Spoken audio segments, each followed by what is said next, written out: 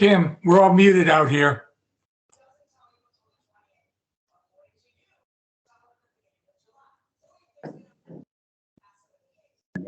Can you hear us? Now, yes. Okay, sorry. I have to do that again. Retime is a charm. Okay. I'd like to call this meeting to order. It is the West Haven Subcommittee of the MARB and the Municipal Accountability Review Board. Today is May the 25th, and we are in West Haven today. I do have a quorum, and for opening remarks, this meeting is being recorded. I would ask everybody to please stay on mute. And those that need to speak, if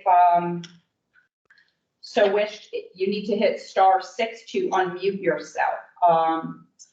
And the first item on the agenda is the approval of the minutes of March the 30th, and the draft minutes have been included in your package. If I could get a motion. So moved. Thank you, Tom. Second. Thank you, Stephen. Any questions, discussion? I hear none. All in favor, please say aye. Aye. Aye. I'd like to abstain. Yes, thank you. Thank you. 1, 2, 3. All right, the motion carries and the minutes have been approved. We'll move on to the third item on the agenda, which is review and discussion of the Board of Ed fiscal year 24 budget enrollment projections. And from one of the last meetings, the last subcommittee, they were asked to provide us with some additional information, and included in your package today, you're going to find projection report from the New England School Development Council for City of West Haven Board of Ed for the 22-23 enrollment numbers. And these projections were actually used to help build the budget for the Board of Education. And the all the way to 2033. And the Board of Ed is with us today. Superintendent Cavalera is with us. And if anybody had any questions about that, or if the superintendent would like to provide any kind of feedback on that report. Just very briefly, you could see it, we are trending down, but certainly not enough to do any major reductions. When you consider the number of schools we have and the number of classrooms we have, even if we go down about 100 a year, it's not going to substantially decrease the need for teachers or any type of personnel to work with the kids. Thank you. Any questions from the board members? I don't have any questions, but I do appreciate the report. I do understand that this information got to everybody at the last minute as we go through the package today. It really was also to offer us an opportunity to discuss where we're at within the budget and continue to keep things moving forward, as we do have a short time frame to get to the end of June with a goal of hopefully approving the budget.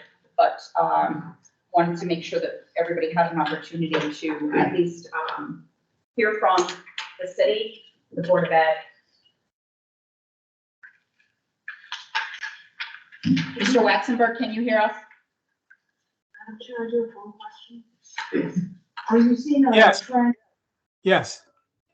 1 second, Mark, sorry. Yes, it's going down slightly. I think this year we have about 468. We're projected to be around 412 next year. It's going down slightly in that area. Okay, thank you. Mark, I wanted to make sure that you had an opportunity, because you usually, Mark is a guest with us, but a member of the MARB, and he usually is the person that has a lot of questions in the education side. So I wanted to make sure before we moved on that if you had any questions, Mark, please. The only issue is they had the projection of the students. We have yet to receive an analysis over the previous 3-4 years and projected forward of the special ed population and this cost of transportation and for special education costs projected moving forward. We know that's a big item across the state.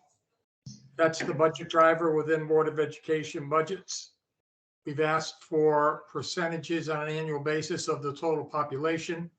You notice that it's increased significantly across the state. I'm just wondering if West Haven's similar and taking into account those costs, which are excessive, as we know. So, We do have that on the open items list, and we do know that we are aware that that is pending. And, you know, the numbers for next year are included in the budget that we sent to the mayor and city council. What I can tell you is what we're finding, and this is in general terms, not specifically, is that the numbers are increasing slightly. However, tuitions are increasing at a very alarming rate. We've tried to do our best to work, we mentioned this at our budget meeting, to keep kids in-house. We've partnered with ACES to try to create some classrooms within our school district where the kids would normally be placed out. That saves us a little bit of money. We are part of a consortium where we work with ACES to transport special ed kids. So if there's a child in Milford, for example, and West Haven, you know, and they're going to the same school, they ride the same bus.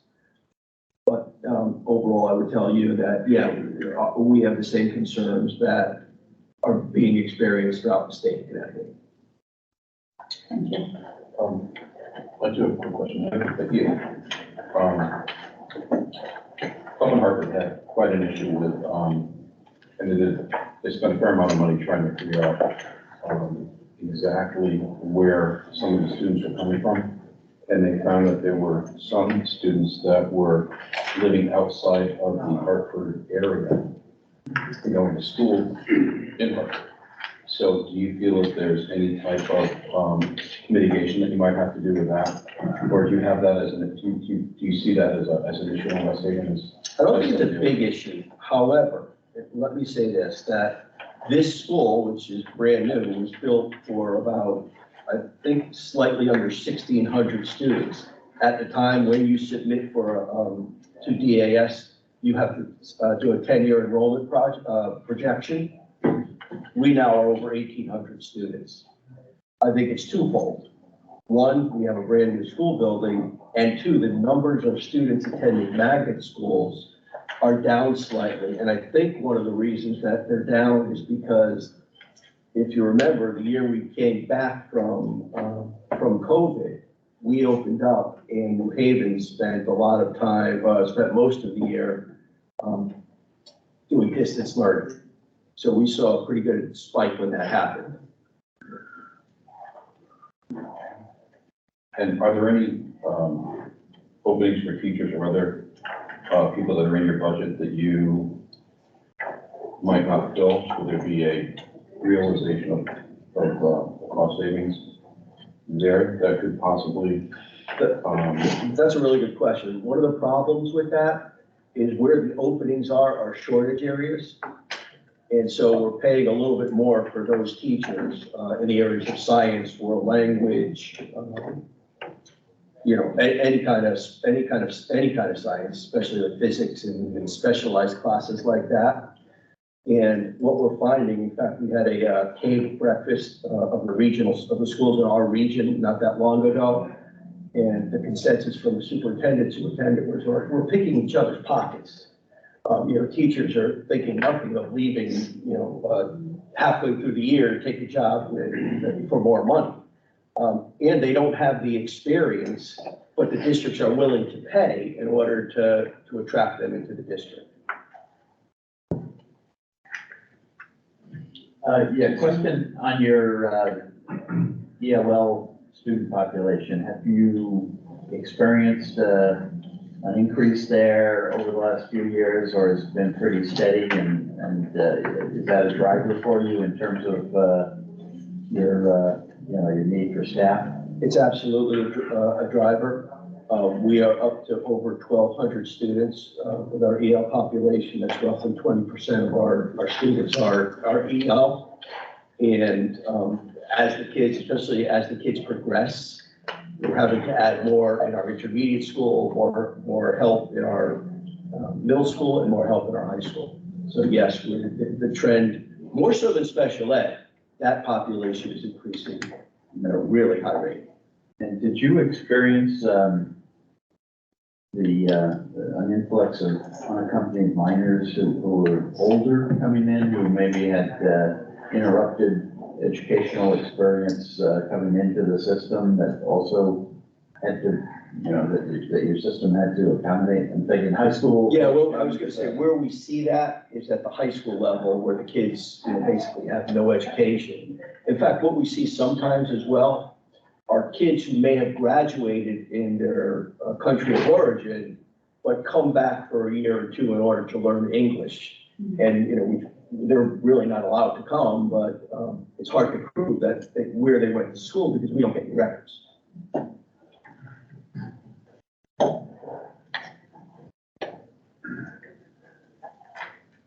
Any other questions on this topic? Thank you, Neil.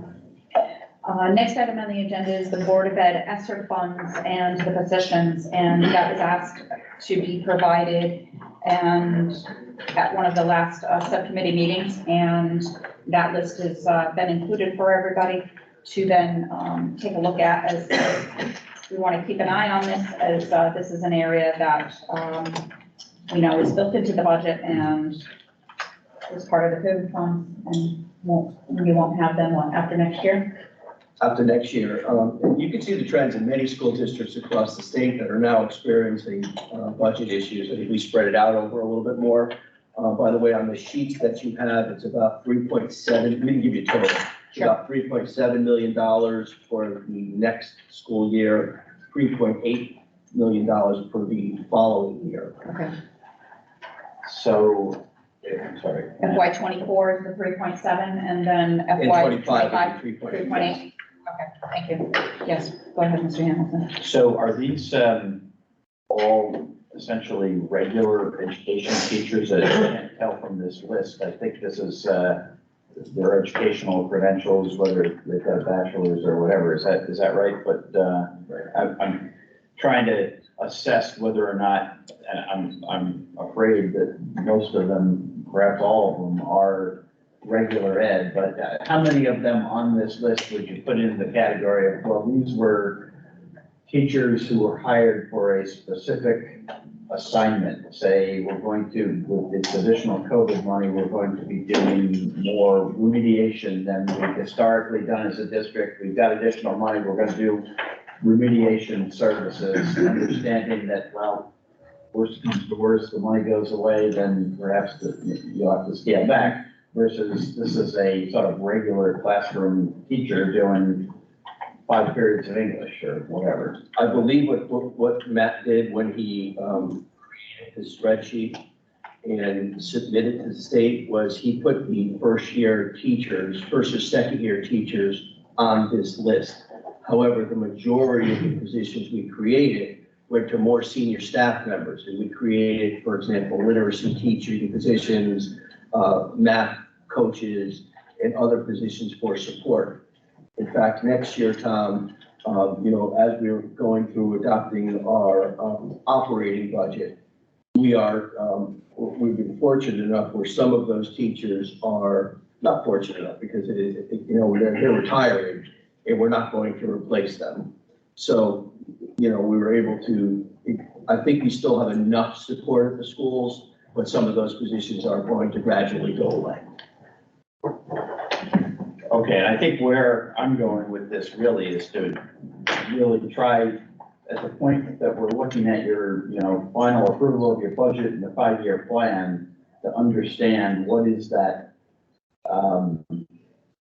I don't know if you want to use the word shortfall or projected shortfall or the potential hole, if you will. Is it 3.7, 3.8 million? Is it 1.5 million? What is the number, and how did you arrive at it? Well, I think it's pretty simple. With the numbers we're getting from the state and in the 5-year plan that the mayor has submitted, we can make up this shortfall. But there's another layer that you need to add it to this, and that is that we're starting teacher negotiations. And as I just told you, one of our concerns put that into the mix, I don't want to say shortfall because, you know, we're pretty good at making our budgets work, but making them work and providing the kids with what they need are two different subject matters. Understand. Okay. So I have a quick question. So the other thing I was looking at, just reading through, was the amount of elementary schools you have. So is there any type of, I don't know, it's probably just tasteful, but I come from an area, there's only one school. Woodbridge has one elementary school, so there's only going to be one elementary school, so there's nothing down here to even consider. But is there a school in a particular area that's has less students proportionate to other elementary schools? And is there any type of opportunity of consolidating? Well, when I first became superintendent, I've been here 15 years, but about 12 years ago, we did consolidate. We closed 2 elementary schools. We went from 2 middle schools, which were grades 6 to 8, to an intermediate school, grades 5 and 6, a middle school, grades 7 and 8, and then a high school.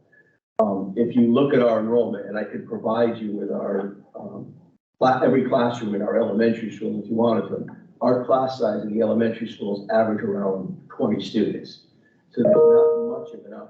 Those are pretty good numbers, but not much of an opportunity to do any. You probably wouldn't want, I would think, you probably wouldn't want more than that. Exactly. So we're pretty good right now. In the intermediate school and in the middle school, they're both around 900 students, which is pretty good. In our high school, again, so one area of concern, our high school, the enrollment is just, we could have never imagined it when we started this construction project. But again, I think there's some pretty good reasons why it's more than what we thought it would be. So you have parity amongst the elementary schools as far as. Oh, yeah. They're different sizes, but again, I think more importantly is to look at each classroom. I mean, I would think that most people don't want, especially if someone lives in Harry, they don't want to lose a local elementary school. It's really important for people. Yeah, everybody has an emotional side of things like that, so I get it. Listen, we're That's knocking my down financial question. we're knocking down a 110-year-old building, and people want to buy the bricks. So, you know, Wow. that tells you how people are tired. Is that in the budget? Unfortunately, we're gonna give it to the PTA. We're gonna let the PTA, use it as a fundraiser, but that's how people are emotionally tied to their schools. That was a suggestion that we should budget. No, it's certainly a good question, but no, I don't see us doing any more combining. Yeah, so that would just kick off in my head when I drove in here this afternoon, right after I turned on, is it Main Street or West Main Street or something? Is it Style School? There's a building that looks like it's been, abandoned essentially. What's going on with that building? We actually, the Board of Ed actually turned that, when we close it as a school, by law, we have to turn it back over to the city. I can't give you the exact range, maybe one of the city was sold. Oh, okay, so it's actually been sold, it's in private hands. Okay, thanks. Any other questions for the superintendent?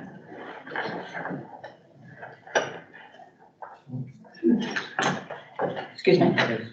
Yes, Mark. Briefly, I don't want to prolong this conversation other than to make a few comments. In the year, and I think Tom already alluded to it, you've got a $3.7 million ESSER funded positions or seat corona relief, and your 5-year plan increases by 1.5. So you've built in a $2.2 million gap for 25 and 26. No, that's incorrect, because we are anticipating an increase in our Alliance grant funding. Yeah, okay. You have no, Next year. I think we're gonna get. well, I hope, I'm not sure it'll be $2 million, but that being the case, there obviously is no increase in the ECS. Where does your excess cost sharing monies figure into your revenue? I couldn't find it. Well, most of the excess cost sharing goes directly to the city. It's about 50% of our budget. When the mayor and the council adopt the budget, they take into consideration that money that comes into the city. However, the Alliance money comes, Yes. which is also part of ECS, as we receive increases, comes directly to the board. Correct. So the education cost sharing figure would be on the board, on the town side, not the board side. Because some of the districts do have a combination reserve account for that. And the only other thing I have is a comment. If you look at the budget, the vast majority of the accounts in the budget that were adopted, your adopted budget for this year, you have a year to date on accrual, and then you have a projected expense for the year end. Those first and third numbers identical. That's really not that possible, but nonetheless, I would ask that that be reviewed. I want to commend the city, as a matter of fact, for doing such a great job on that with the accrual and the projected year-end costs. But I don't see that on the board side, which is somewhat problematic for me anyway. So maybe Matt can address that before the next meeting. I'll have Matt address it, but I think one of the things, and this may have been brought up when we did our budget, or Matt spoke to you guys about previously, was that a lot of times, whether it's transportation and or the special ed, we don't get the bills until much later in the school year. Mhm. So that may be the reason. Okay.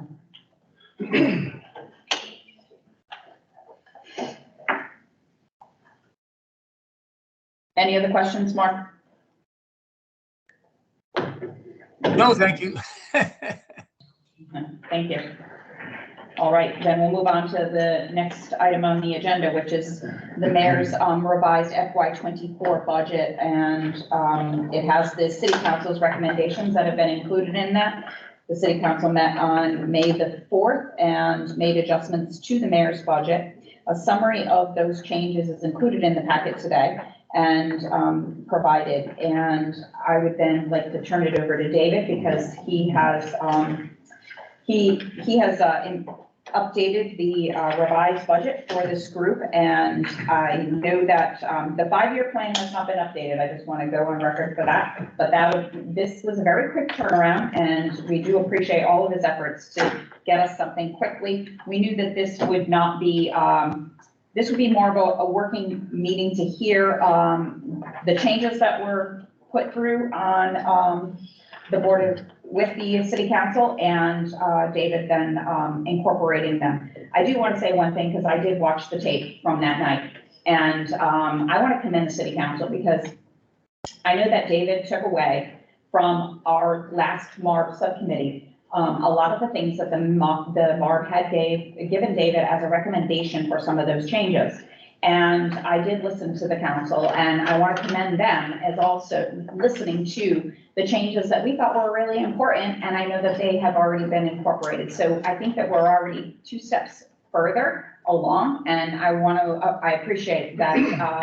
One, I think we have a fantastic finance director now, and I'm probably his greatest fan. And working together is going to make a big difference for this city. So I sincerely mean that. David, it's over to you. It's quite an intro. Thank you, Kim. So I want to thank Simon for putting together this summary. I didn't have time to put the book in the right order. They didn't have time to write this summary, so he was very helpful. And so, so far as if you want to just walk through that first, and we can talk about some other things. The adjustments to the rates, the mill rate on the motor vehicles is up to the cap, if you will, that the state has given us. And the adjustment to the mill rate for real estate, personal property is just a result of the other changes. So it's really not enough to say about that. I did provide to this body an analysis of our investment income over the next 5 years based on our daily cash balance and some assumptions. That analysis was provided at a rate of 3%. I went back and looked and saw what we were earning, and I adjusted it to 4%. And so the result of that analysis is 1,258,000. So we increased that. To Kim's point, the council decided to take that 605 and invested into our internal service funds and into our OPEB trust. So the changes you will see further on in the expenses will add up to this 605. Some of the other things are just really some minor changes. I will say that the council looked at our open and vacant and new positions and made some adjustments to reflect the fact that not everybody will be hired on July 1. Decided to just strategically here and there pick roles that, we would delay the funding until January. And so we're not fully budgeted at 100%. We did not slight any public safety departments as far as their asks, because if people came available, we would hire them today, because we are short there, as we discussed. Just going to look through it quickly, see if there's anything else that sort of sticks out.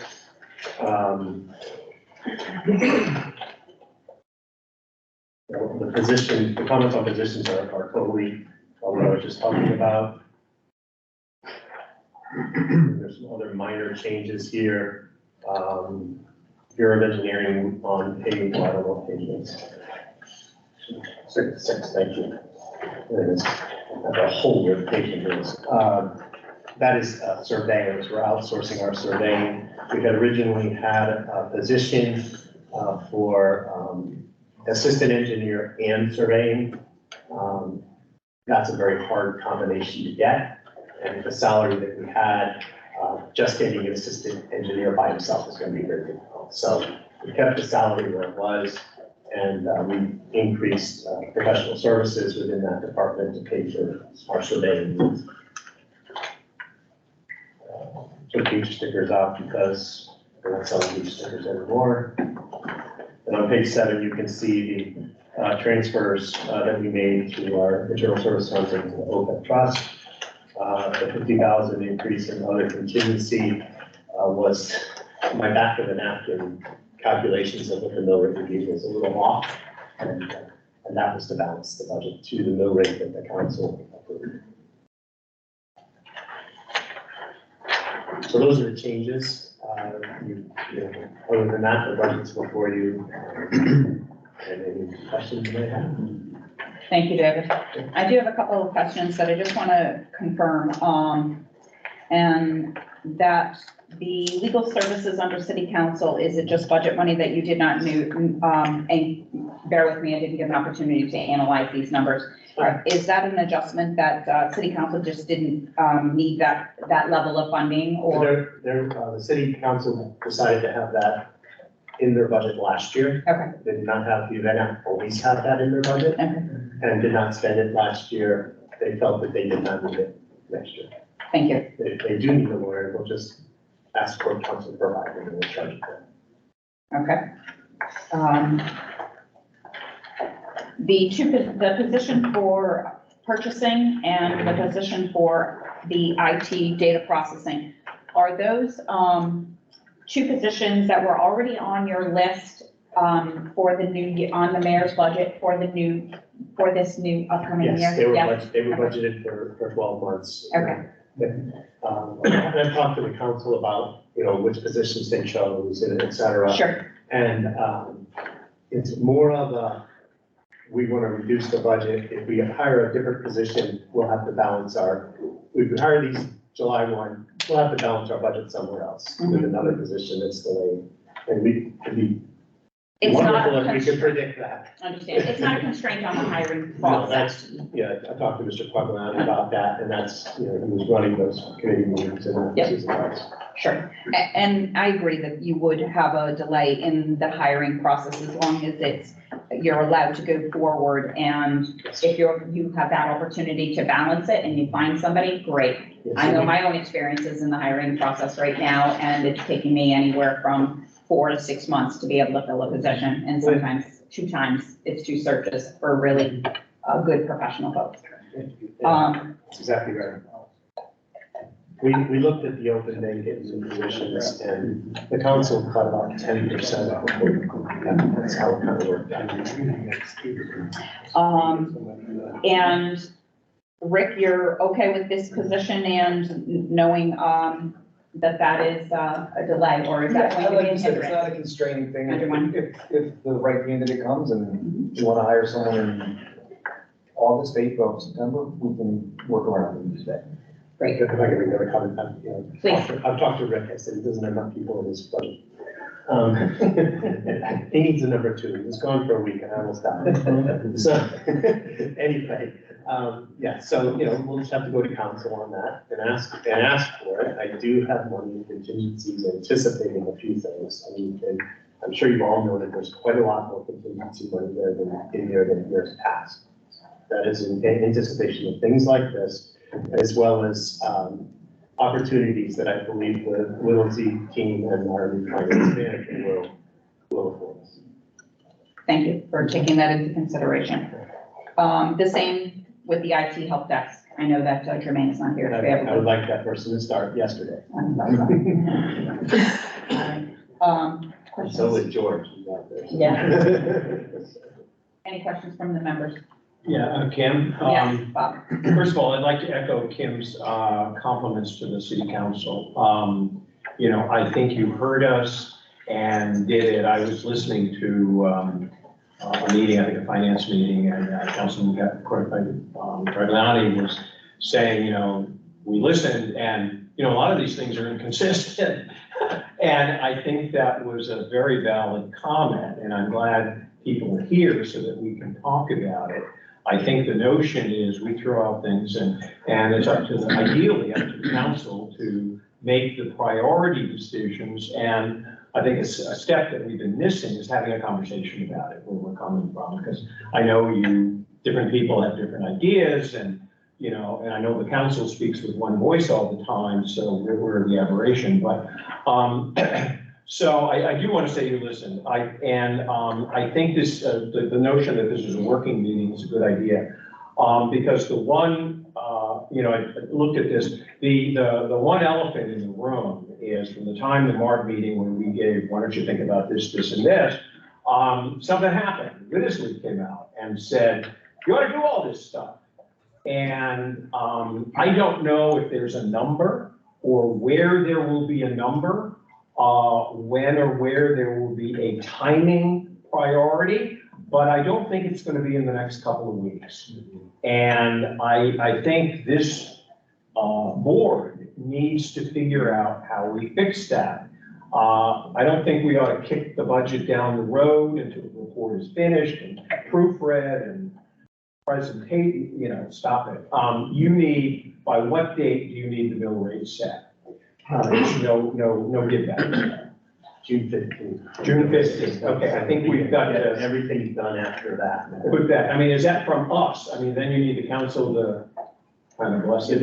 Whatever it is, just give us a date, because, I was one that was, Get that for you. Yeah, no, whenever. We should time it in the council meeting. yeah, get that, because I think you need that, and then, I was in favor of, sort of seeing what we could do to reduce it, but with the Whittlesey asked, I think we're done. I think what you passed, I don't have a problem, and I think this group and the MARB ought to just finalize that, so you can do some planning. But the other thing is, I don't know what ideas people have, but the Whittlesey asked for 24,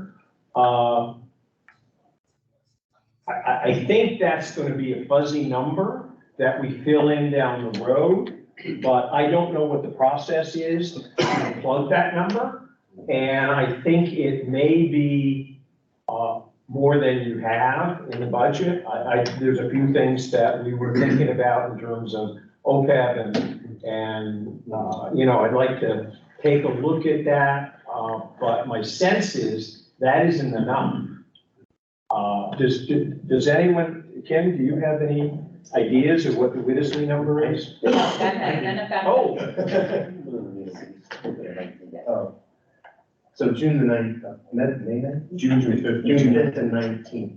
our city council meeting. I thought it was the 12th and the No, the 12th. Well, 22nd. I'm sorry, which year? So the 12th is what we would. I have the 12th So you and the need to- 26th. Yeah. So your drop dead date is the 12th, correct? Because the last thing we want to do is put you in a position Right, Yeah. where you're. And where you have an bills issue. out. Yeah. Yeah, so if I can speak to the little. Please. First of all, yeah, you're right, council was very open in meeting, and also before the meetings, letting you know, hey, David, we need you to bring us what the market is saying. Boil that down into some numbers that we can work with, and they were grateful. Second, after the first executive session with Wilson, I asked Ed Edinburgh to come spend an afternoon with me, he did. And he and I talked through all their recommendations and put numbers to it. Oh, and so, there is enough money in my contingency, over my base contingency that we usually build in there to cover that for the first year. My 5-year plan will need to reflect some increases. So, based on your conversation with Ed, Yes, the contingency could refresh my memory as to the base contingency and the Yes. Wisley contingency. Sure. The Wisley contingency. Yes, the base contingent, we typically have about $600,000 in our $173 million budget, so it's what we've gone in with, we have used some of it from, yeah, we have used some of it from time to time, but you know, we have been generating surplus, we can talk about that. I have $1.1 million in there, and our numbers came up to about $488,000. So about that, 500 for FY '24. yes. Now, will that include I was heartened by the first Wisley report, which is what I saw, which was, I've been dealing with it for 5 years, others for 6, and I think you've seen a lot of frustration. And I've seen some council meetings, and I think there's some frustration about getting information from the city. And I think the key is the first time I heard how to fix it.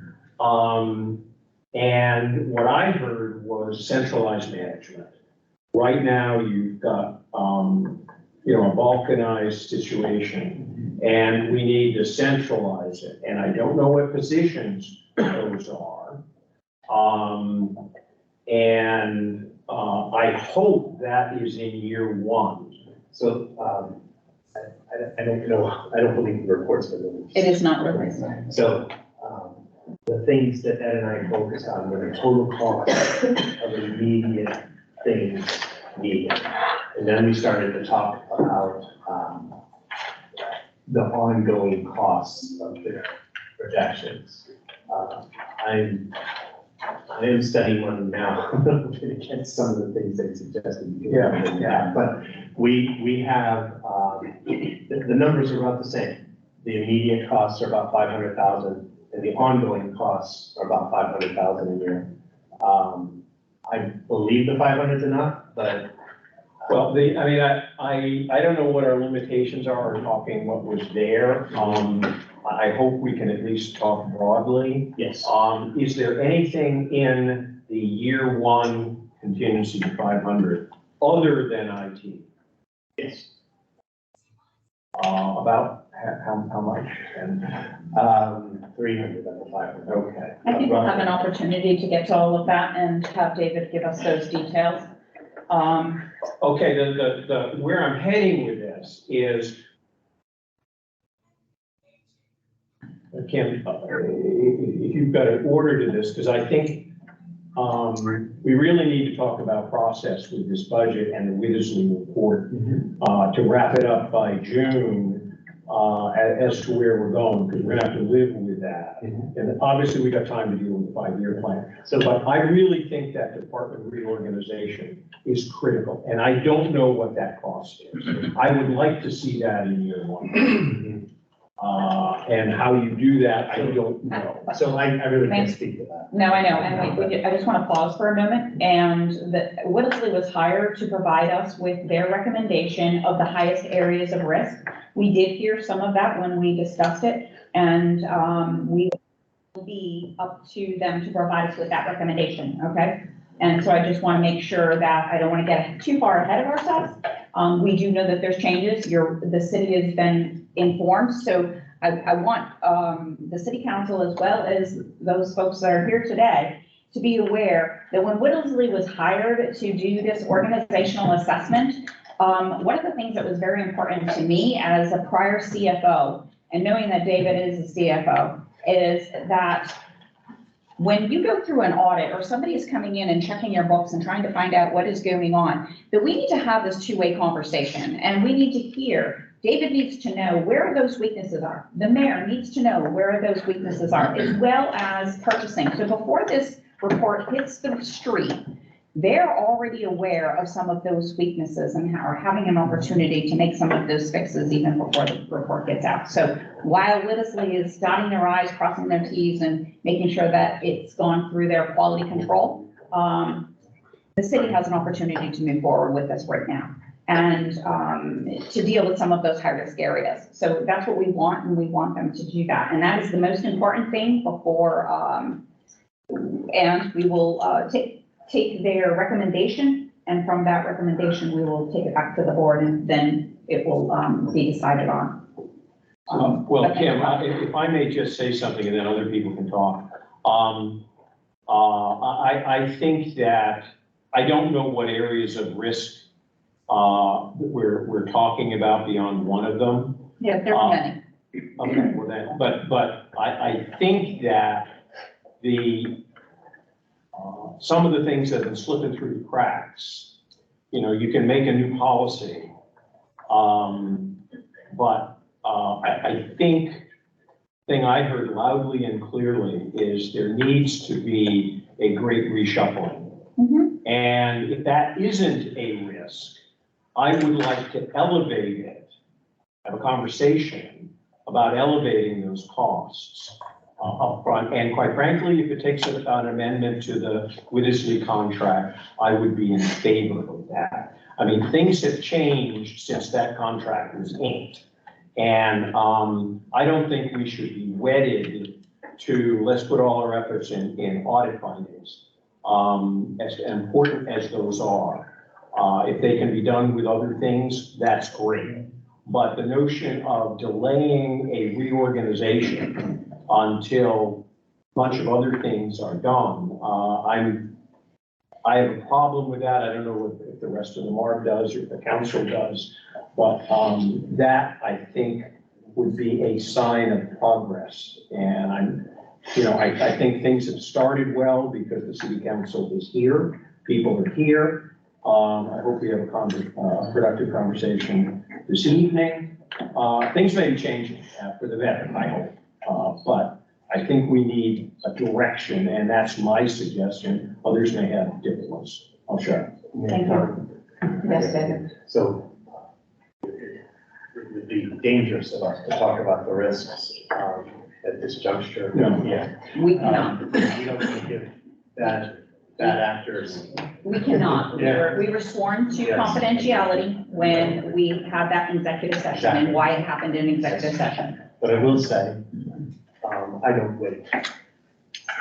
Rick and I, and the mayor, and my friend Tom have been making changes, implementing policies and enforcement. Good. And we didn't wait for Whittlesley to come out with a report, that these are all things that we are starting with. So what I'm hearing you say is that though the report is not public and finished, and the T's aren't crossed and the I's aren't dotted, that you've taken, we've always looked at everything, at least I've always felt that things were looked at from 36,000 feet down. Mm-hmm. And what Whittlesley did, what I thought was very appropriate and specific, was they had certain things that they brought it down to a very, very myopic view of some of the issues that were going on. What you're saying is that you've already started working on those without. We didn't, I didn't need an audit report, I didn't need any of that, neither did Rick. We arrived and we said, oh my gosh, and we started to make changes, and as you know, it's step change, it's not, well, a couple of things we took a lead. but it's, you do what you can with what you got, and Certainly, there's a lot. That of was the things- question, but what Yeah. you and Rick have already talked about, Yes, to do that, is that in this budget? Or Yes. do you need more money? we're doing it. And within this budget, you got the resources. Yes. And, you know, the other thing I would just say is, you guys have done a lot. And one of my concerns is when people are responsive, they get more to do. The last thing that I want to see is either of you get broken, Well, okay? And that's got to be in the budget. thank you, and I have 2 positions on Indeed right now. And there'll be more when we need them, and the mayor's been very gracious and allowed me to hire some temporary help. We found another CFO, my Fantastic. assistant, and he has been just invaluable. He audited all of 2022 and he's working on 23, so we have a very effective internal auditor right now on our staff. Fantastic. Any other questions from the MARB member? Yeah. Yeah, I just wanted to make a few comments. One, I'm happy to see you've added some money to the city insurance area, and also to the workers' comp area. Those were 2 areas that I had some concerns about, and I'm, heartened to see that you've addressed that. I appreciate that. And also the advanced funding for OPEB and contingency as well. So I think those are really 3 very positive steps. Just to kind of piggyback on Mr. White's comments, I do think where we are right now with the Whittlesley report and recommendations, that contingency is the appropriate place to put in what's needed. It sounds to me, if I'm gathering correctly, you've got roughly 500,000. There's still some question. I think it sounds like, from Mr. White, whether or not he thinks that's enough. I'm not really sure. But, that might be an area that, just to be sure, if there were going to be any further tweaks to the budget, it wouldn't be such a bad thing to have 750,000 there rather than 500,000 there, for instance. So I just kind of throw that out as an option, that you could look at juicing up that contingency a little bit more even. Yeah, I'm sorry. Well, one thing I'd like to mention is we took a 10% cut on the open positions, the new positions, the vacant positions. That's a lever, in my opinion. I have over $1 million. So you think Positions there's that are potentially not more filled. money there? I believe that's a well that I could draw water from, if you will. Right. Okay. And so, and. Vacancy savings is what you're referring to? Yes. Okay. That's, I think, is a strong possibility. In public safety, it tends, in those areas where it is a 24/7 operation, there is mandatory, filling of those positions, overtime and whatnot. I do believe between what we budgeted in salaries, budgeted in overtime, we can cover that for public safety, but they still have to fight for the money. Potentially, it could be used for other positions that we might want to do instead. Okay, That sounds good. one other thing, which is not really, it got triggered in my mind by your interest income, but it's not questioning your amount, but it just did raise in my mind, we're talking about not wanting to throw more on your plate, so of course, throw one more thing on your plate. But we've had, some extraordinary bank failures in the last several months. None of them so far have affected Connecticut banks, but, these are some big institutions that have failed rather rapidly. When there's a run on a bank, boy, all hell breaks loose. And you've got now a potential, we've got obviously a standstill in Washington over the debt limit. And if that situation is not resolved, we could be looking at, a U.S. government default. I'm not sure what your short-term portfolio is, but if you've got T-bills that mature in the middle of June or July, normally we would say, well, that's the safest investment in the world. But Who knows if it is the safest investment in the world, So so, with crypto. you can't put your money in a mattress, but all I'm saying is you probably, if you haven't already, you should So here, we spend are, some time to look at cash management and how you're gonna cover that or cover yourself as best as you can, in this current environment. yeah, if I may, the bulk of our interest-bearing money is in the short-term investment fund that's managed by the state. I think that's mostly T-bills, if I'm not mistaken. Is that I can't remember, but Yeah, I just know they call it stiff, right? yeah, it's very simple. So, you know, So it's in there. you're going down the state of Connecticut. The state goes down, we're right there with it. Yeah, so, the other, I am looking at some other alternatives. Treasurer Michael Last and I are planning to meet in the not too distant future with our vendors, Wells Fargo, possibly Webster, to talk about alternatives that they might be able to offer. And then we have been looking at some 3-month opportunities, 6-month opportunities that can pay more interest than I'm able to earn with the SDI. Okay, well, I just throw that out there. Thank One you. more, Yeah. one more thing to worry about. Yeah, well, I'll sell all the Bitcoin.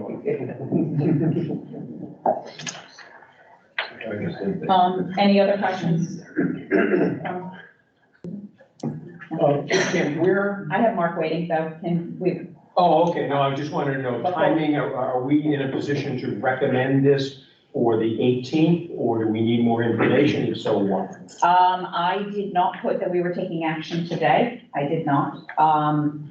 Only because I knew that we got the information yesterday and it was a very short turnaround. And,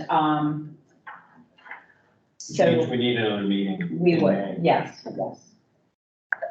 But we have a month, okay? Please send your questions.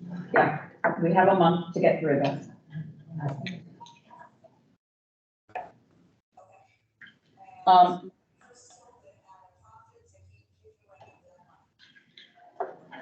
Mark? Yeah, Lauren? regarding the budget, just some requests for me to feel comfortable voting yes, because right now, I'm hesitant. In the area of buildings, I'm looking at specifically overtime. As you know, overtime was an issue with the Cohn-Resnick report. It was, they believed it was unaccountable, and that's a separate issue we're going to bring up as a committee. But that said, your building department has a budget of $7,500 this year, $7,500 next year. Your anticipated expenditure this year, $17,000. Last year was $16,000. Year before, $8,000. So, David, I'm just not going to get into a dialogue about what the difference is. If you could just send me an email or send it to Simon. There's no staffing shortages there. So, you know, obviously you're not budgeting, and your 5-year plan is not budgeting for that amount either. Your comptroller's office, $50,000 for this year, projected out of $2,000 budget allocation. Previous actuals were $24,000 and $6,000. You've budgeted $45,000 in your budget, and the 5-year plan, I think that's too small. Emergency reporting, $435,000 for this year. Actuals $320 last year, $94 the year before, and you budgeted $260, which has been exceeded. Police, you're budgeting $300,000. It's been at least $400,000 and up as high as $650,000 for the past 4 years. Public Works, and police I can understand because there's staff shortages. Public Works, similarly, $16,000 with a budget of $4,000. This year it's $45,000 for overtime with a $5,000 budget for next year and into your 5-year plan. Vehicle maintenance, $128,000, $88,000. You budgeted $49,000. You anticipate spending about $80,000. You're continuing at $49,000. My concern, obviously, David, is to have you explain why you're going back to numbers that have previously been exceeded in the past 3 years. The other issue, Madam Chair, rather than holding up, if you're not going to have a separate, just about Allentown, looking at their budget, they have no year-to-date costs or no forecast in their budget, which makes me unable to vote for it. So they can provide that, that'd be great. And on the police side, if they could provide, I just checked the police commission minutes and compared them previously to the minutes before we approved the $10,000 raise. Their staffing levels are very similar, if not the same. They have a budget of 123. They have 110 positions, which means 13 vacant. I'd like to have the police chief, if he can, give me a 5-year analysis of funded versus actuals for the past 5 years. As you know, in certain cities, they've already taken upon themselves to adjust their budget number versus their actuals. You can't have an increase in overtime and an increase in staffing because, in other words, if you've got 110 positions for 5 years and you're budgeting 123 for 5 years, it kind of like doesn't make any sense. So if you could do that, I'd appreciate it. And those would be necessary for me to take appropriate action, if you don't mind. But I do want to say, as you know, our history of transparency has been difficult. And David, I want to commend you about giving figures that are clear and understanding and highlight areas that need to be addressed for our committee members to move forward in a variety of different areas. So thank you very much. Thank you, Mark. Any comments for him? So did someone write that down? I mean, that was pretty detailed. I know it is, we're writing, but we're gonna have to listen to the tape. Second tree. I understand. I just send it off to Simon. That's why it doesn't all get folded in. We asked for it. You have it written down, Mark? Yeah, I'll send it off to Simon. Thank you very much. That would be very helpful for us. Then we don't have to listen to the tape again. Okay. I'm happy to provide an analysis of it on a department by department basis. I will state the material numbers. Yeah. However, you will see a similar comment on many departments. Full staffing eliminates it. Okay. And that is why the overtime goes down and the staffing goes up in our projection. Yeah. The other thing I will say that you will see is that we are not inclined to under budget, underfund public safety. And so we are not inclined to do that in our budgets. And so that is why public safety departments go to full staff and we leave overtime, based on history, to cover what we think it would be with a full staff. Understand. Any other questions? There also is overtime, Please. in police department that is funded by outside sources. So every time they sit behind the utility truck, that's overtime. Right. And it's covered by revenue. Fair point. I'm done. I have a quick question. Yes, Mr. Falsigna. And I saw much of the same that Mark just mentioned, but I would just like to try to understand the rationale from the group on the $20,000 increase of the mayor's salary. I'd like to try to understand the meritocratic idea behind that. Yeah, I'm happy. Those of you that don't know me, my name is Ron Quagliani. I'm the acting finance chair in place of Chair Pullman Hosky. So I conducted all the finance committee meetings over the last 6 or 7 weeks. So the issue that the council took up as far as the mayor's raise was based on our peers and our ability to compete and our ability to attract. We had data from CCM that showed that we weren't even in the ballpark, right? We were at 80 change, maybe 86, where I think the lowest in the data was maybe about 112 or 113. So based on that and looking at our peer cities, we elevated the salary. to 109, effective December the 3rd. We thought that that was appropriate based on, again, our peers, attracting a larger pool. So we're not even at the median.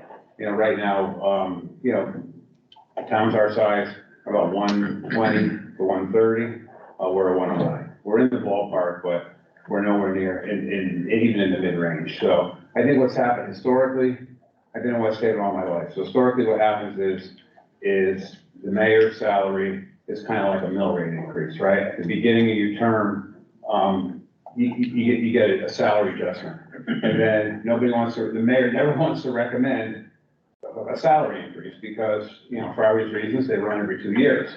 So they begin to trail off when our peers continue to go up. So it makes, if we did a COLA or something along those natures for that whole time frame, I think we'd be in the same place we are. We adjusted now. So with that hadn't happened in the past, so we felt it was appropriate at this time with the data that we had to make that adjustment. Yes. Yeah, if I could, I heard that as the rationale, and I think there's, you know, there's some merit to that. The issue I have is the timing.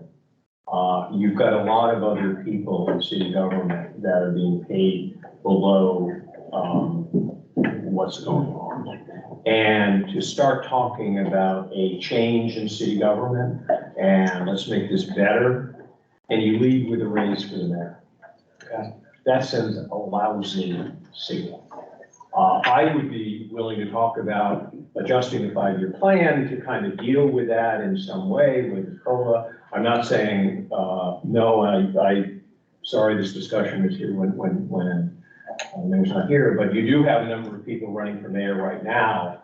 And, you know, that politics is not my thing, but so I would just ask to, you know, do you think about that in terms of timing and the message it's sending, given that so many other people are below, you're having a collective bargaining agreement talk, and well, we'll take the 25% that the mayor got, and you know, and I understand what you're saying, absolutely, but I think the cosmetics, given what's happened in the Yeah, well, and that's why we deferred, right? We weigh in, and based on the state charter, you can only give a raise for an elected position during an election year. We can't do it. We can't give a raise in an off year, so you have to do it on the year that they're being elected. And listen, we clearly, for the record, we clearly weren't unanimous. There were those on the council that felt that they weren't in favor of that, but you know, I thought we needed to start somewhere because the mayor, doesn't matter who it is, all of their direct reports, all their commissioners and their directors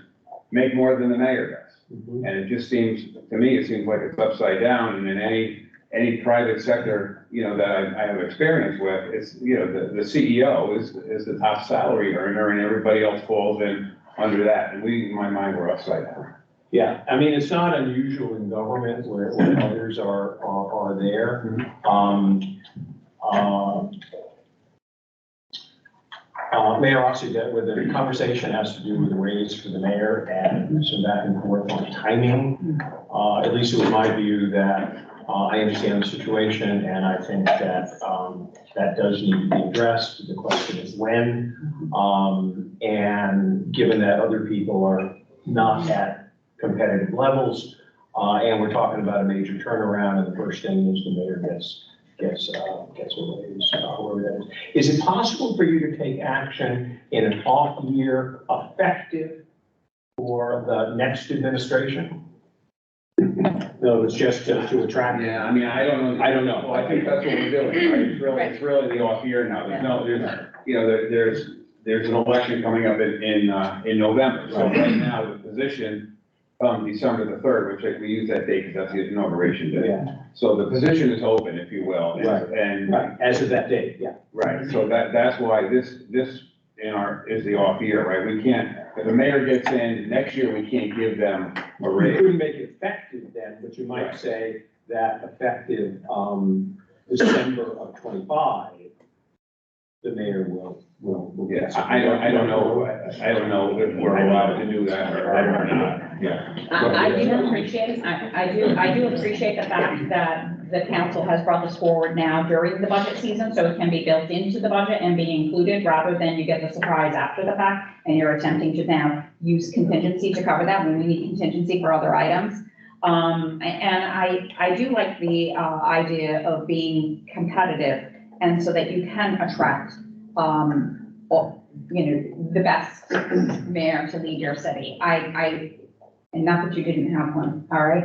I'm here just to say that in that replacement mode, and you're in that situation. And, that was a surprise to me. Well, the thing was, believe me, I've been thinking about things. I know. My position with the mayor's salary, and this is one of the things, I look back on old budgets too. And historically, unfortunately, it's always been done this way because it's West Haven. They wait until it gets very low and then throw a huge amount in at once.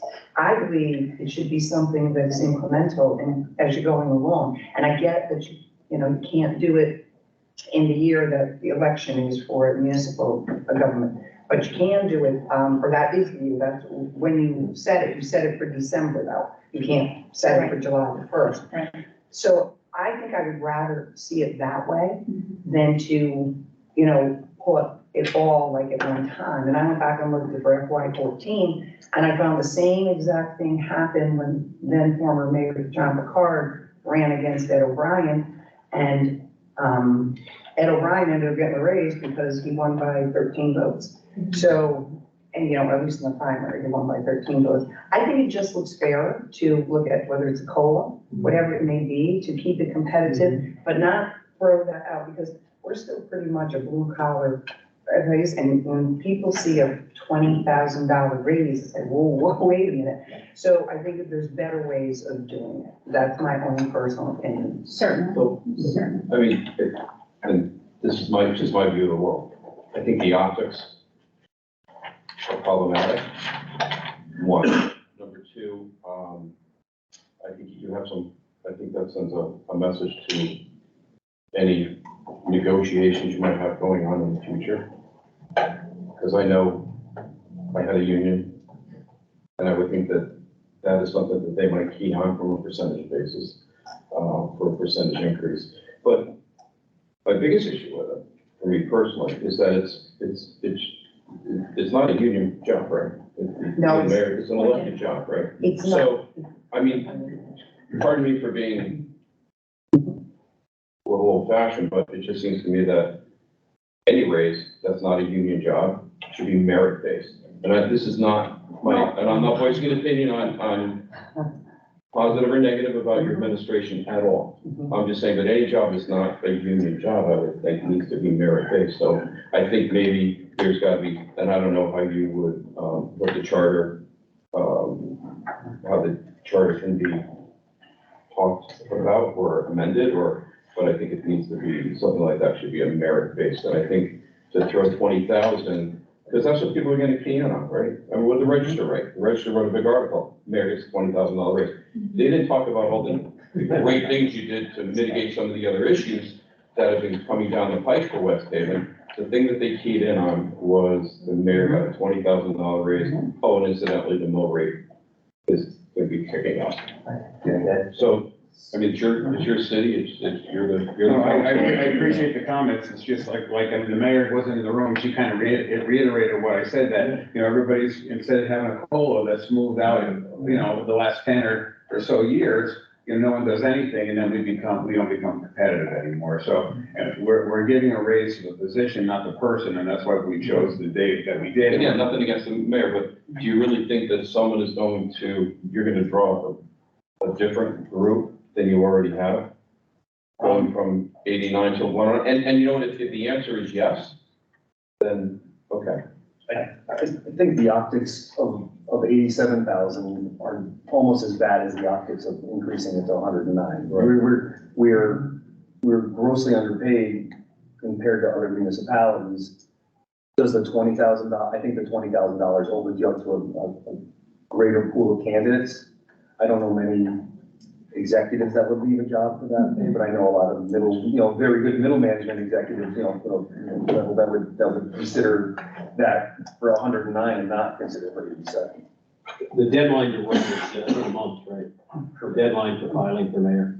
June. This will be interesting to see what happens. Can I just add something to that? To your point of what you had asked, there's only two full-time elected positions in the city of West Haven. One is the mayor's and one is the city clerk.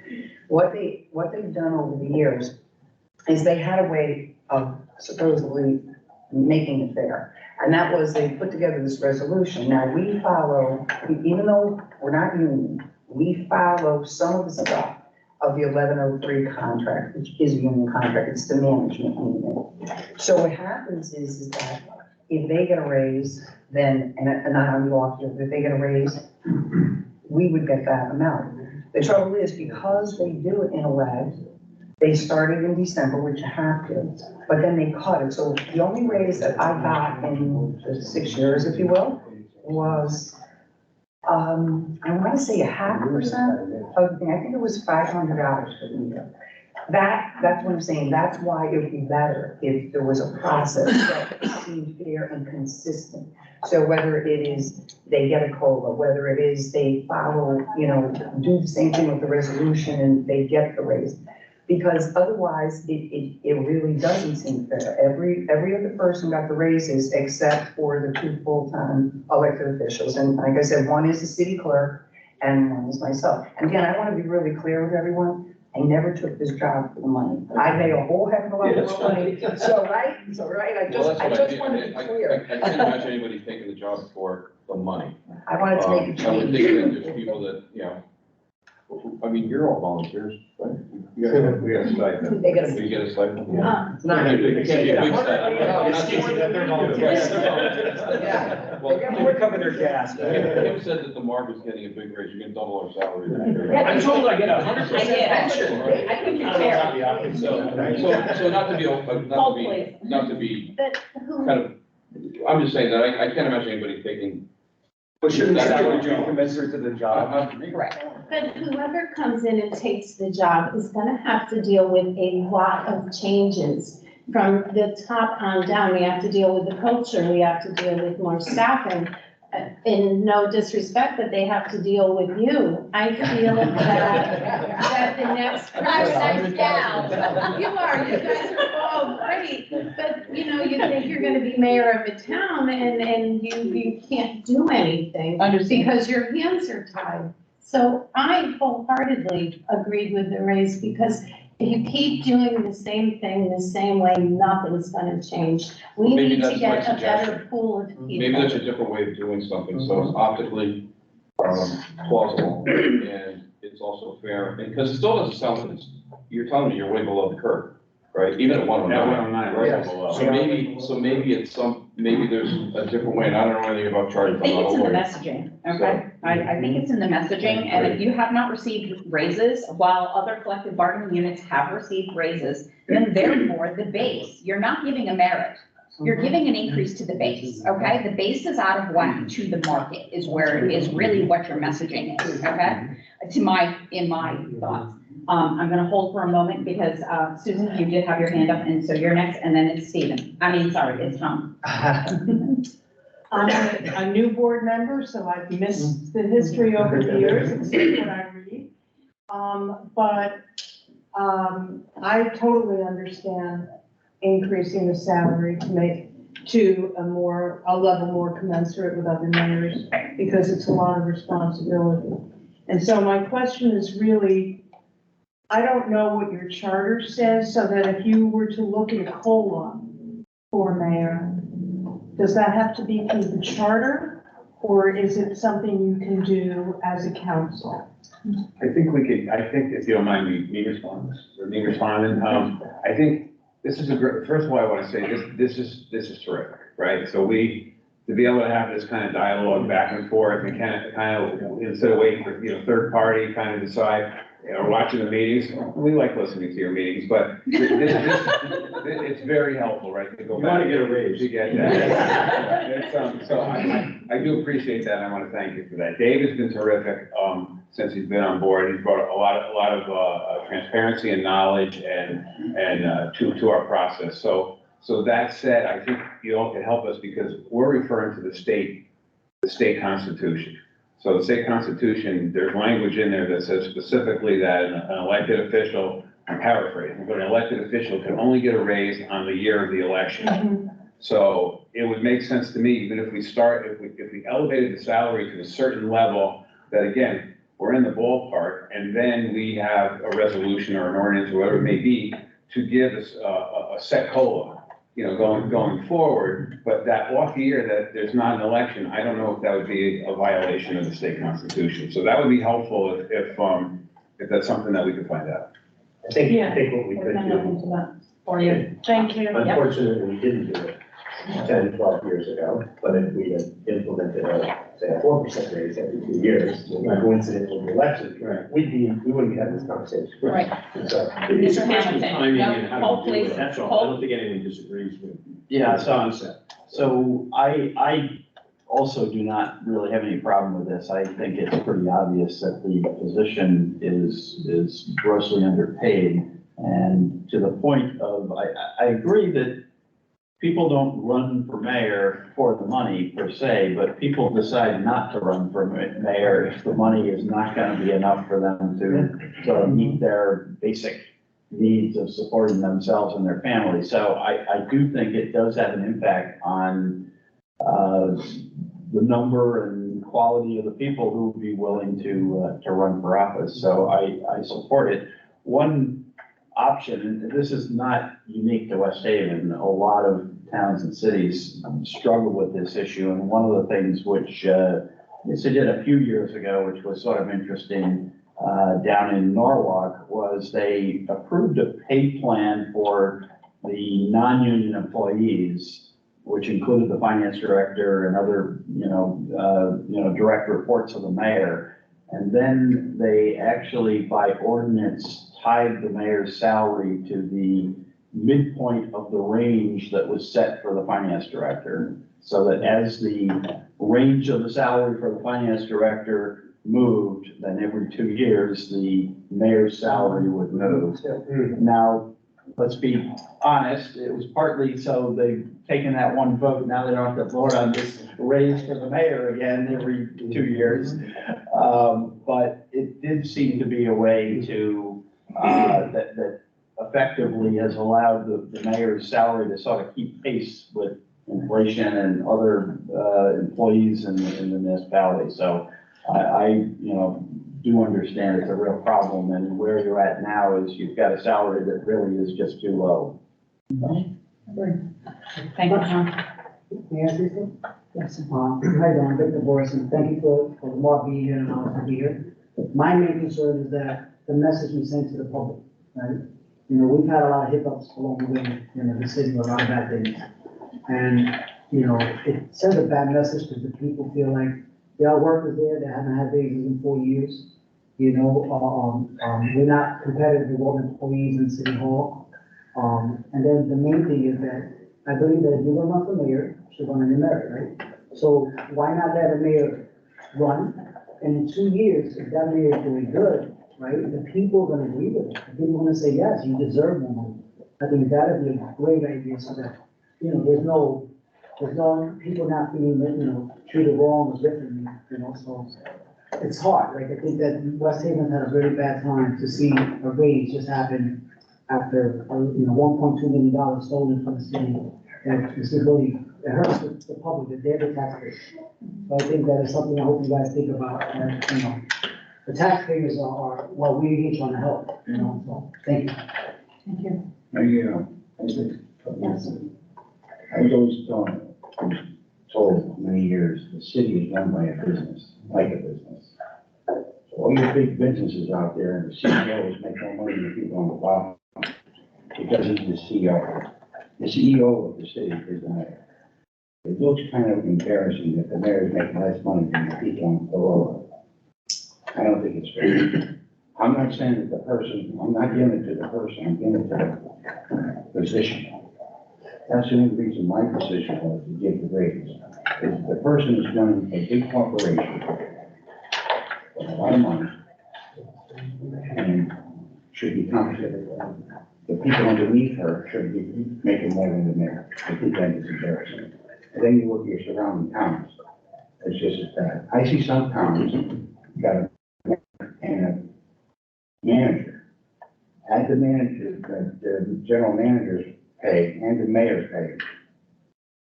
One guy's making 70,000, but the mayor's making 40,000. What's that add up to? Taxpayers are paying a lot of money for two people. Here, we're only paying for one person, $109,000. They run a big department. That's the way I look at it. Thank you. Thank you. Last one. Hi, for those of them, Councilman Gary Gunn. I understand your point, Mr. Wade. It seems like, well, it's, but when would be the time to do it, right? It is tough. I felt you have to start somewhere. Let's move it, let's be competitive. 2 years, the next council or whoever has time to look at everything and then probably put some kind of progression in there. And I think it does open it up for more candidates, people that may have in a business or the CEO, maybe they'll leave their job for 120 to do for 109, but they're not going to drop 40,000 to come. And I'm not saying there are people out there like that. I just think that we need to be competitive with the surrounding towns as well, so we can, and I understand. No, no. Timing is not- Kim, may I have 30 seconds? Yes. Just to respond. Last one on this topic. No, that's fine. No, I agree with you, and I think, the mayor had a good suggestion, which is maybe you do something this year, okay, in the next couple of weeks, that is perhaps less, but does a bump, and maybe even if depending on the legal issues, do some kind of COLA, okay? And then you can take 2 years and say, how's this working? That's all, because I think it's an issue of timing, and I think the mayor had I don't know that anyone's saying not a dime this year, but I think you do have to worry about messaging, and I think your idea was quite constructive in terms of scaling it down, maybe building in the COLA this year, and then go from there. And no. Can I just, a quick follow-up to that? They already put, like, I put some money in, myself, because it was the beginning of the term for whoever got the mayor's job in December. And then the council put in additional money. So now they've gotten this particular time. The problem is 2 years from now. That's when you got to plan ahead and put into the budget, whether you decide to do a resolution with a COLA, a percentage, or something like that. Because that's basically what happens in City Hall. We all follow one of the unions. Even though I'm elected, follow the 11 through the management union. The other Councilman Boris follows 681, I believe. And when one gets it, everybody gets it. So basically anybody that follows that union. So myself, like I said earlier, and the clerk, we got something through the years, but it was a small amount because it all depended. The union hadn't been getting raises when I first got in because of the financial condition of the city. So the union didn't get raises, so none of us got raises, and that's the way it should be. And I think that helped to make it lower as well, because there wasn't any raises in the past. They could have done, raises. But I hope something works out with it because it's not fair the way it is right now. I understand, enough. Thank you very much. Okay, we do have another, we are down to 20 minutes, and we are going to stop hard at 5 o'clock. So any other questions about the budget for FY '24? In my mind, I'm ready to move on to the next agenda item. Okay, so we'll move on to the 5-year plan. And I know that the 5-year plan has not been updated. We did include it in the packet in case anybody had some questions or wanted to provide additional feedback to Mr. Taylor on the 5-year plan so that we can have him have those items as a takeaway today.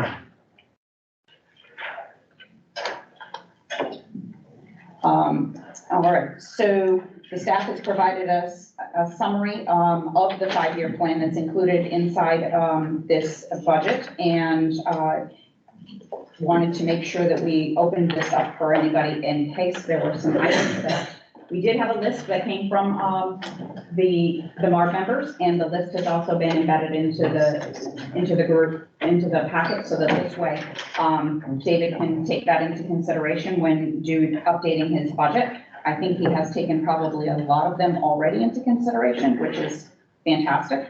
Some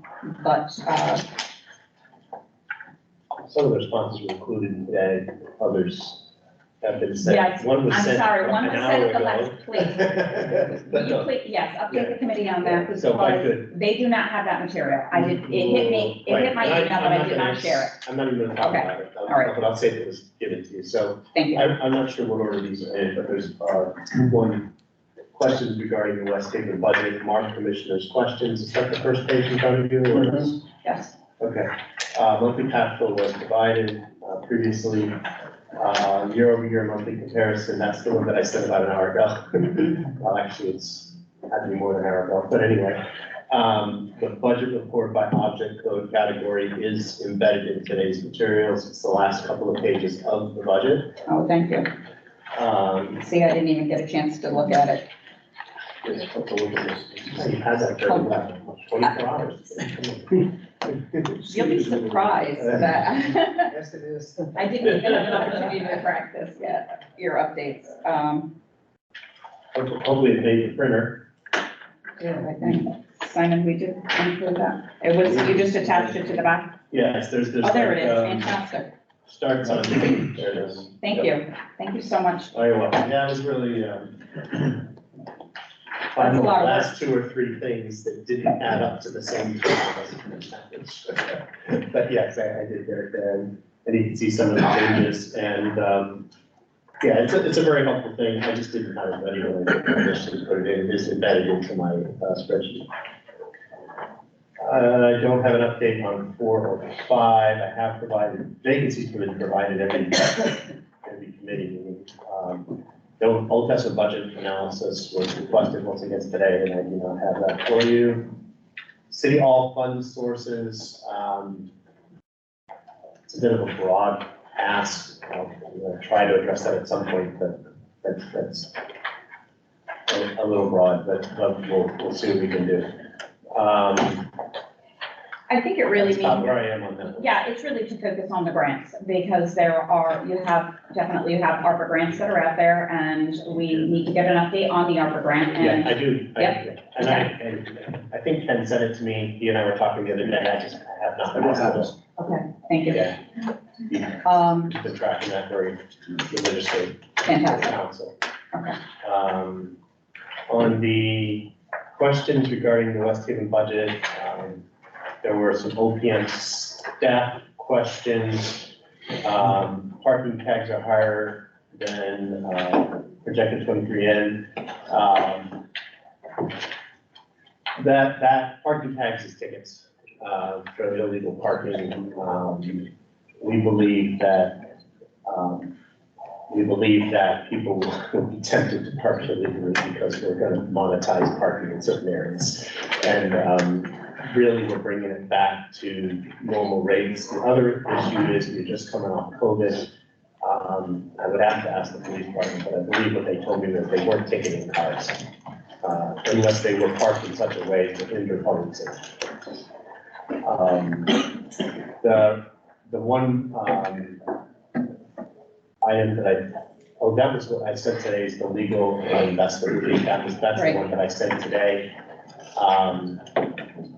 Telephone access line, that's whatever we get it. We haven't gotten yet.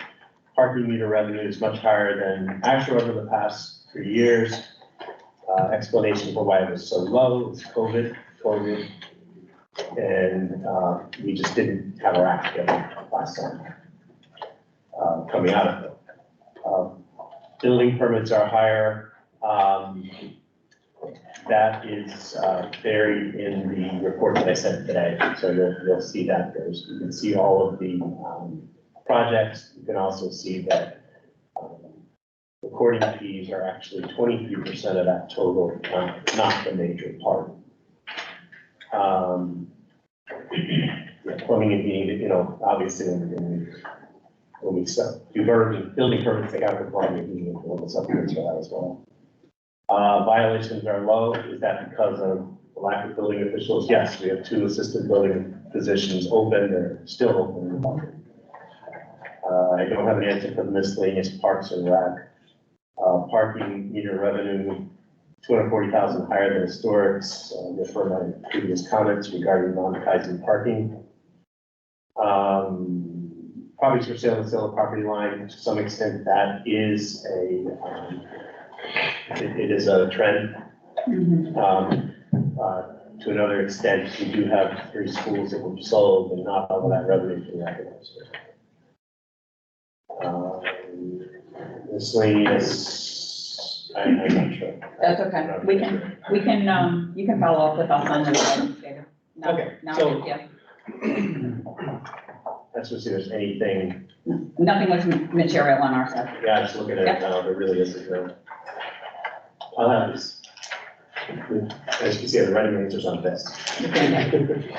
Any questions on the 5-year plan from the MARB? Yes, I was just thinking, is it possible, or could you find out whether any ARPA funds could be used to implement the Wittisley report over whatever time that left?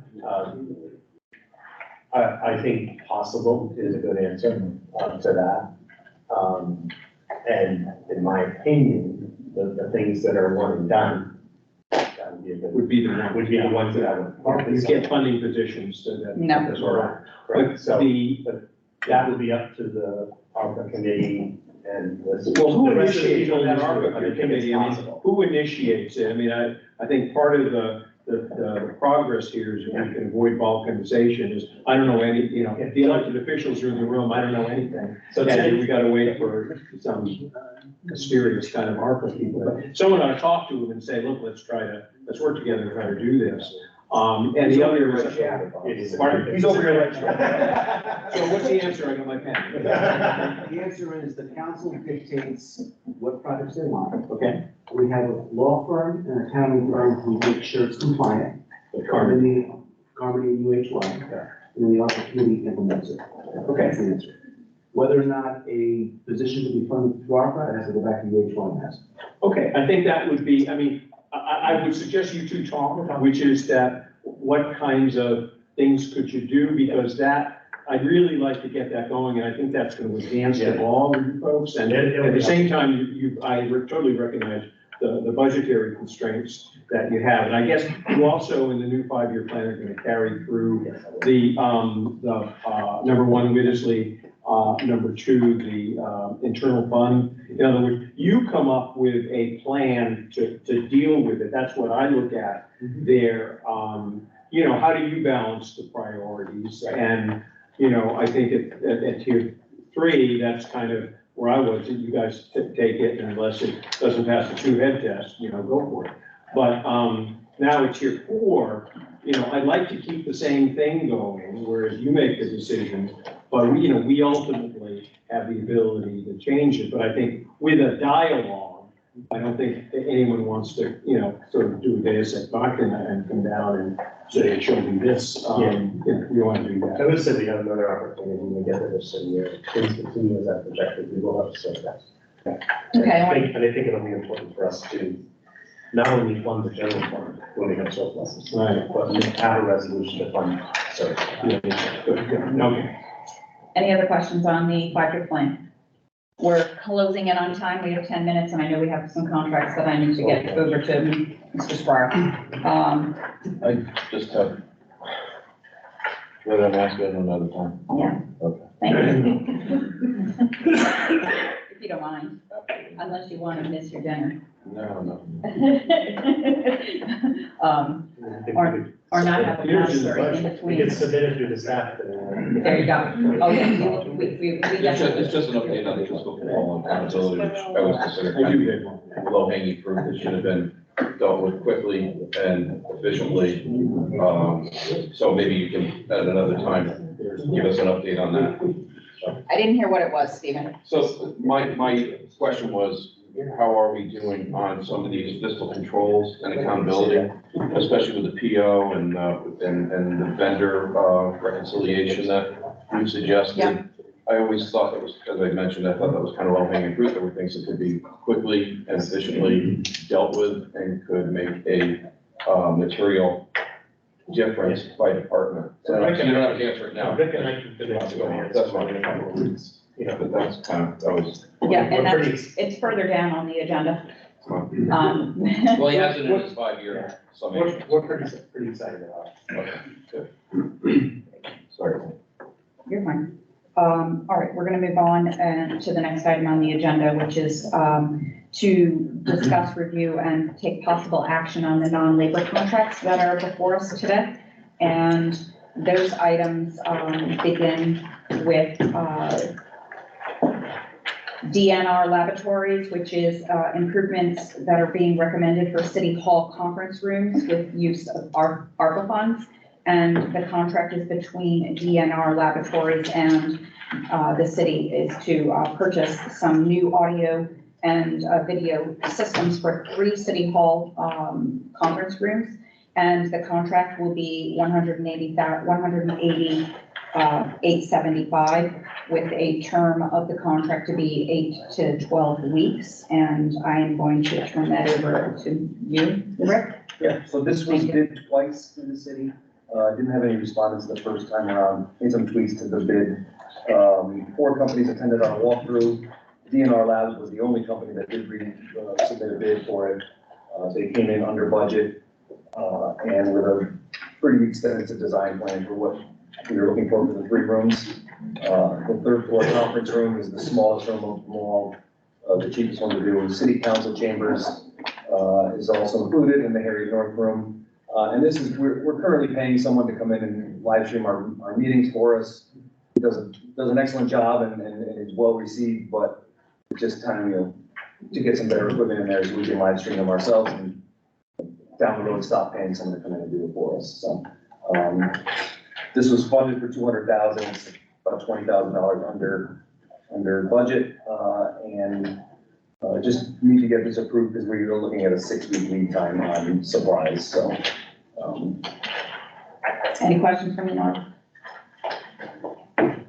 Well, the first question that will always be asked is the ethics disclosures. Yeah, I did not make it into this package. I know they did, that's why I'm bringing it They up. have a I have a nice notarized, little note that they have a tells me- notarized, well, I saw it, I'm like, geez, they have a notarized ethics disclosure form, and I can email that to you and just show you. Is there anything on there? I mean, that's. No, This is, I don't need to see. This is their first time doing business with the city as good. well. Very good, we just want your assurance. Yeah. Move to approve? Second. I'm sorry, I did not know who said that. Bob. Thank you, Bob. Steve seconded. Thank you. Any further discussion? I hear none. All in favor, say aye. Aye. Any opposed? All right, motion carries. When this is moved to MARB. Yes, this will go to the full mark. We only have the, authority to make a recommendation to the full mark, yes. With all of these. And the next item on the agenda is the Design and Build LLC, doing business as Childscapes. And this particular contract is, you're utilizing the state contract as a piggyback? Yes. Yes. Yeah. And, it is for 2 playscape systems for Painter Park and 2 playscapes at Painter Park for $83,000, and this is also for ARPA funds. Correct. Okay, over to you, Rick. Yeah, state contract, this company has installed numerous playscapes for our schools already. This is being funded through ARPA for our neighborhood parks, improvement. Painter Park is, the main park in the city of West Haven. The 2 playscapes in the bottom, if you want to even call them playscapes, swing sets that are rusted out and falling apart are becoming a danger to children there. So, we have $1 million in this fund, for neighborhood park improvements, and $83,000 was, the best price of all the vendors on the state contract as well. And they're ethics disclosure form is enclosed in this packet. Thank It you. went through the MARB, it went through the ARPA committee for approval as well for this. So. Fantastic. Any questions? I would make a motion to approve. Thank you. Second. Thank you. Any further discussion? All in favor, please say aye. Aye. All right, motion carries. Your contract's been approved. To move on It's to been the MARB, recommended. recommended for approval to the full MARB, May 18th. on May 18th. That is this one. Yes. Next item on the agenda is the ARPA report, and you want to provide us with an update, or is that you, Mr. Carney? Is it good time? We have a few minutes, and I would, I think the other items that are here, could wait, and I think we would look forward to hearing from you. Okay, I have a spreadsheet, which will pass around. I just make it easy. You bet. If you need more than this Yes, in your previous request of me, let me know. thank you. You get that checklist. All the time. We're down there, at least to the rest of the Mars. Does It's Bob like have one? one. Okay, Here. Slide them over. You know. there you go. Oh, good. Thank you. Okay, so this list details all the projects in play and the amount of money that has been approved through invoicing by the ARPA committee. Okay, hold on, please. I want to hear him. Thank you. Now, the ARPA team consists of an ARPA committee. It consists of 2 attorneys from Carmody, as well as 2 accountants from UH1. There's a meeting every single Wednesday at 11:45. We talk about compliance, we talk about where we're going, bidders, and whatever the case may be to meet the ARPA regulations. The ARPA committee has retained the services of 4 design firms who are bid on the various projects as they come up.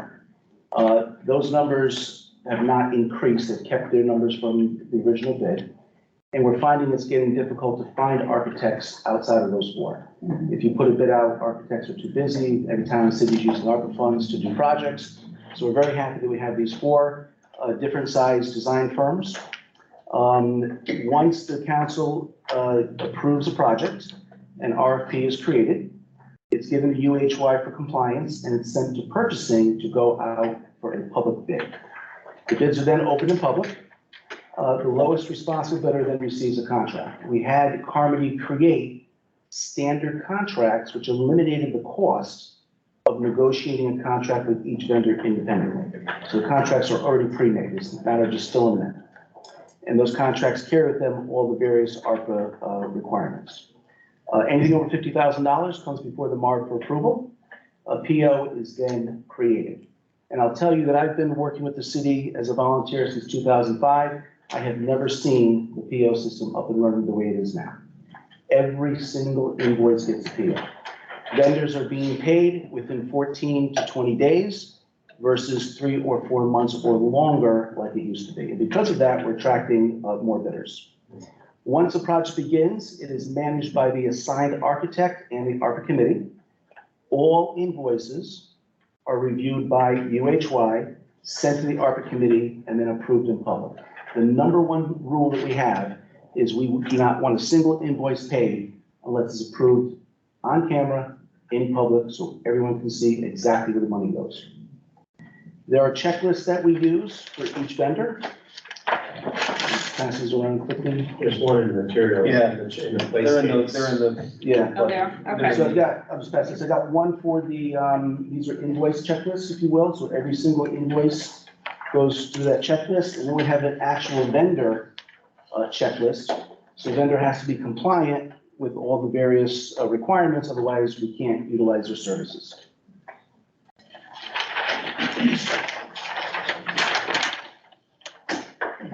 And then I have the list of projects. I don't know if anybody has any questions. I can go through a couple of them. I could answer questions. I will tell you this. The goal of these projects is to reduce the burden on the taxpayer and reduce operations costs. We want to do projects that will lower the cost of operations. Those funds can be used elsewhere. Is this the same thing? There are more, there are 2 copies for each one of the board members. Just a question on timing. There are 4 items totaling nearly $5 million regarding fire departments. What is the process for getting that before the MARB? So each of the fire departments is using their funds for different ARPA-approved projects. They are in design stage. That design cost is less than $50,000. Once it goes out to bid, it'll come before MARB. The design, so there's several projects within each of these line items, Yes. and some of them may be under 50 or what? Well, typically the design, the soft costs are well under 50. So in order to get a price to present to you, we have to do the design first. Okay, I understand that. But by the way, I think your process to make sure that nothing slips through the cracks sounds very. It's solid. Reassuring. Thank you. But, okay. One question. So all of the projects that are listed here, as you slotted the dollar amount, does not include all of the funds that you've received for ARPA, or it does? So all of the funds are accounted for between the projects, the reserve, and the contingency. Okay, Every dollar is accounted for in this sheet. okay. And every project here has gone forth to the city council for approval for them to make the decision that they want to do Yes. this type of work for the one-time funds. That's correct. Not a single project can occur or be managed unless the city council tells us this is the project we want. Okay, And they allocate the funds as well. thank you. All right, thank you. All right. Any questions? I it must be, I'm just, not understanding, but what is the column, the amount of 10 million revenue loss? So with each ARPA disbursement for every town and city, there's a $10 million discretionary fund that doesn't require the compliance of ARPA rules. You can spend the money more freely in that $10 million bucket. So we've identified the projects that fit in that bucket and reduce the cost of compliance, and that's the yellow column. Okay, so it's a subset of the larger number. Correct. Yeah, for example, paving. You would think paving is included under ARPA funds, it's not. The ARPA regulations will not let you pave. But because you have a $10 million set aside, you can use it in the $10 million. For revenue loss, and the city did not then decide to take the revenue loss. They allowed the entire process of ARPA to go to the ARPA committee versus taking that in as the revenue loss. Correct. We That you deferred the revenue. experienced. We deferred the revenue and recognized it as we spend the funds. Okay, all right. And what is the deadline when you have to be, all the funds have to be fully expended by? Well, there's 2 deadlines. All money has to be accounted for and committed by December 31st, 24. And then it has to be spent by December 31st of 26. If we do not have the money, if the procurement process does not cover all the funds by December of 24, we lose the opportunity to spend that money. It goes back to the feds. So are you on target to have everything, at least basically purchase orders out by this December? So, no, that's next December. Oh, December 24, okay, you got a So, year. well, the process is that it takes sometimes 3 or 4 months to do a design. And our larger projects are all in design right now. Mhm. So where you're seeing that a little over 6 million has actually been spent, Mhm. you're gonna see a big bump once the bids start coming in, they'll come before your committee. You'll see, buildings going up, you will see much larger projects, windows in City Hall, and then you'll see this money get spent very quickly. Great. Thank you very much.